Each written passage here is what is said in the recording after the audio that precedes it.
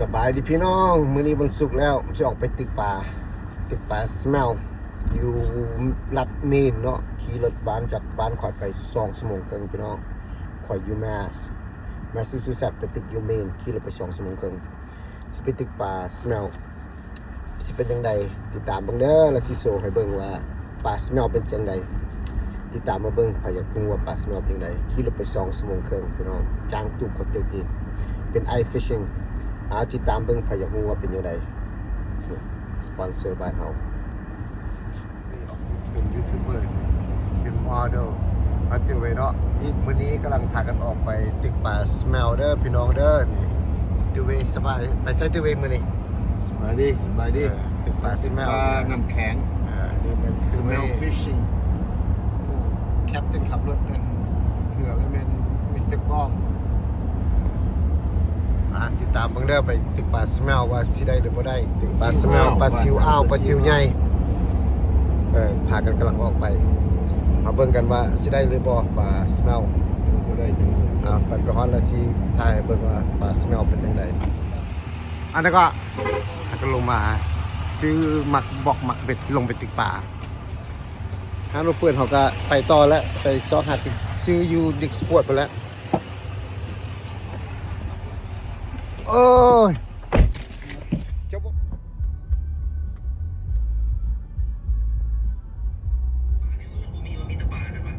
นี่จะปลาโตกลมๆนี่จะคือกันน้ำมันแตกมาแล้วตึกป่าลงมาตึกป่าเนี่ย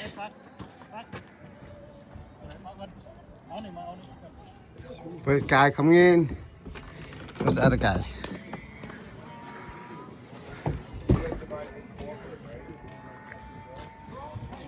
There's a camp.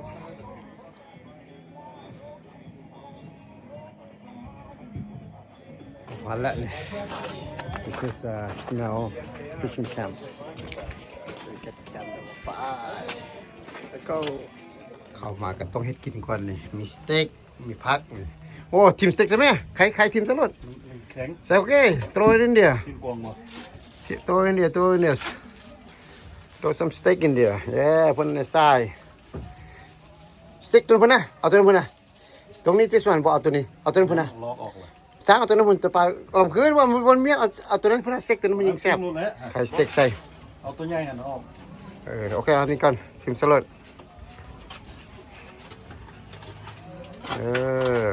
คุณเอาสเต็กเสียบๆด้วยแม่ใส่ไม่มี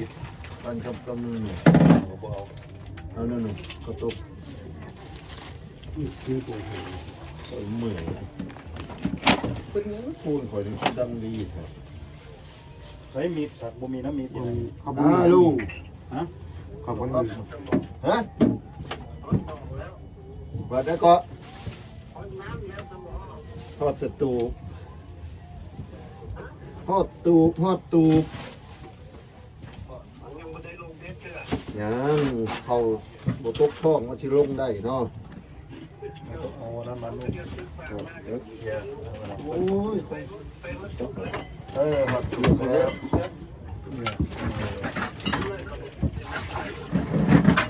ฮะคนละตูบคนละตูคนละที่คนละบอน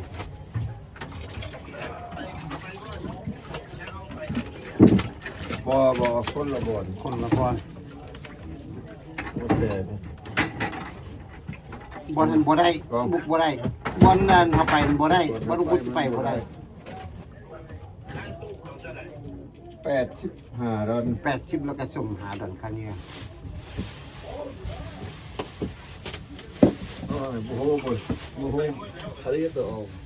เซลแล้วคงมันขึ้นราคาเขา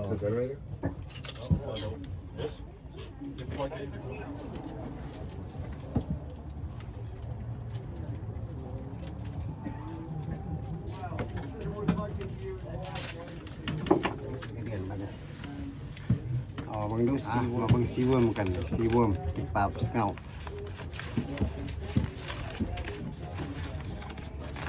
ซีวัว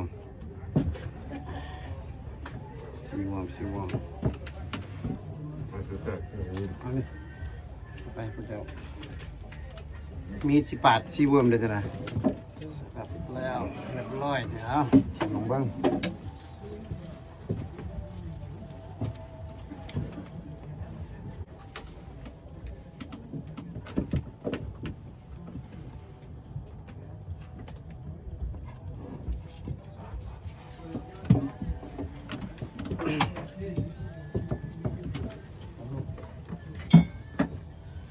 ใช้เยื่ออยู่นะ โอ้ยก็ใส่แล้วมันย่อยมันขึ้นมานั่นแท้คือบ่เอาต้นนั้นวิ่งใส่ นั่นเลย คือบ่เอาตัวมัน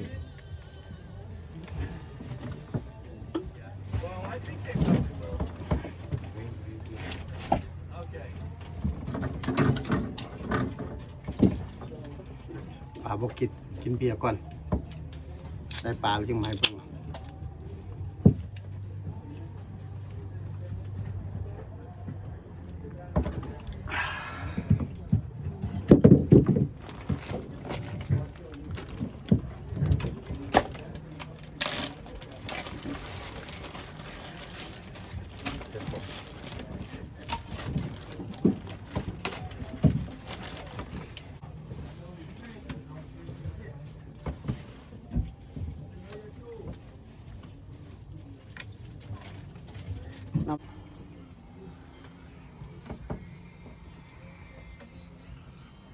You see the light moving,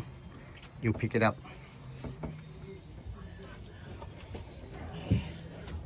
พากำลังสลับเบ็ดทาปลากินทาปลาเข้ามาบ้านนี้ตึกปลาละตึกปลา smell ice fishing มา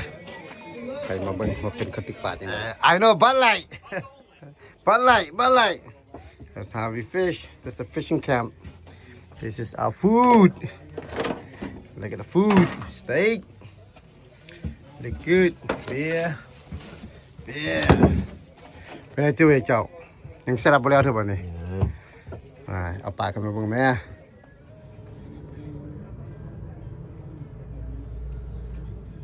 เขาไปออกหรือว่านี่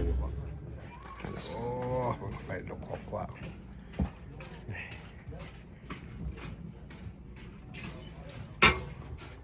นั่งฟิงไฟหนาวหลายปลาบ่ได้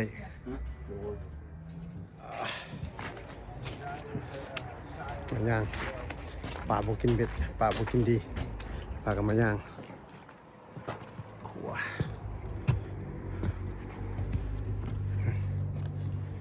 ดู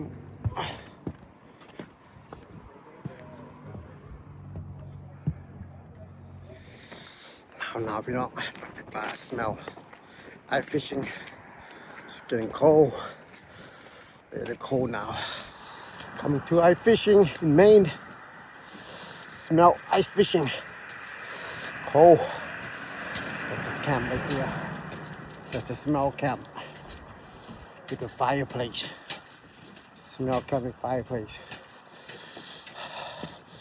cold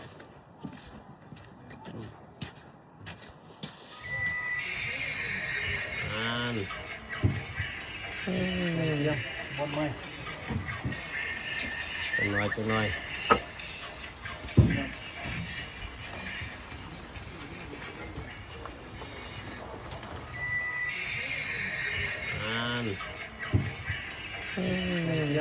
One way. จังหน่อย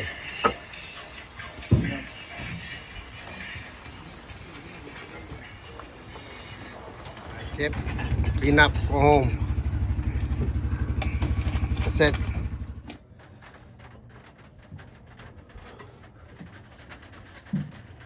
เป็นปลาไอฟิชชิ่ง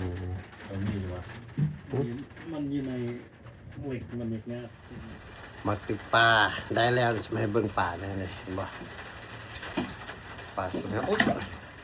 ปลาสเมลลงมาก็ได้แล้วเก็บตัวเลยเอามาถามเบิ่งว่าเมื่อคืนจะได้หลายปานใด smell ice fishing เลยมึงเด้อมึงปลาเลย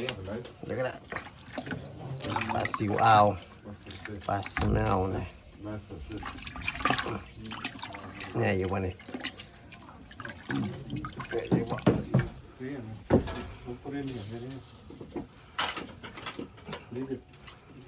เป็นตัวโหนดมันเป็นยัง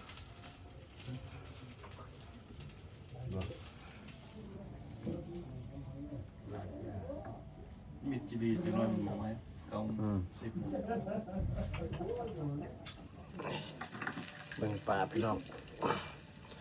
ปลาสแมลเลยตัวบุกไงใหญ่บ่นี่ปลาสแมลปลาซิวอ้าวนี่ได้หลายอยู่ได้เนี่ยได้หลายเต็มอยู่เนี่ยอ้าวกลับบ้านแล้วบัดนี้รถสิขึ้นอยู่บ่ค่อยเด้ออ้าวได้ใช้โฟร์วิวคันบ่ใช้โฟร์วิวบ่ขึ้นผ่านกลับบ้านแล้วนี่หลังจากติดปลาสแมลแล้ว